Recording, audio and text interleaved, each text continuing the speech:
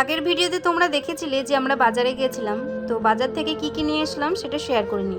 আজ তোমাদের সাথে শেয়ার করব বাজারে কি কি নিয়ে আসলাম। সবজি বাজার তোমাদের কাছে এটা সামান্য হতে পারে, কিন্তু আমাদের কাছে এটা অনেক কিছু। মধ্যবিত্ত ফ্যামিলি ঘরের এই যে বাজার, এইটুকু আমাদের অনেক কিছু। এই দেখো সবজি নিয়ে এসেছি, কুমড়ো, লাফা, ভেন্ডি, বেগুন, পটল, পেঁয়াজ, টমেটো, লঙ্কা, যাবতীয় তোমরা দেখতেই পাচ্ছ।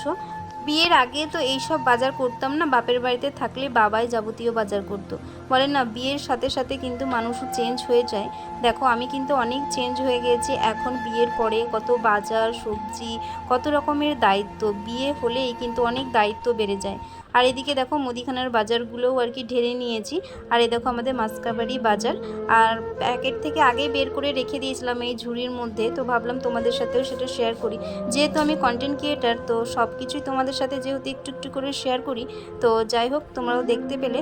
আর আমি না একটু চারটে মোটা খেতে পছন্দ করি, যেমন বিস্কুট, চানাচুর, এগুলো কিন্তু আমার বাড়িতে সব সময় থাকে। আর ভালো না লাগলে একটু খেলাম। তো যাই হোক তোমরা দেখতে পেলে অনেকগুলো বিস্কুটের প্যাকেট রয়েছিল। আর এদিকে দেখো সবজিগুলোকে সব প্যাকেটের মধ্যে ভরে ফ্রিজের মধ্যে রেখে দেবো, কারণ সবজিগুলো তাহলে ভালো থাকবে ঠান্ডা জায়গায় যেহেতু থাকলে পরে। আর এদিকে দেখো কুমড়ো পুঁয়ের শাক দিয়ে কিন্তু হেভি লাগে খেতে। কে কে পছন্দ করো একটু কমেন্টস করে জানিও।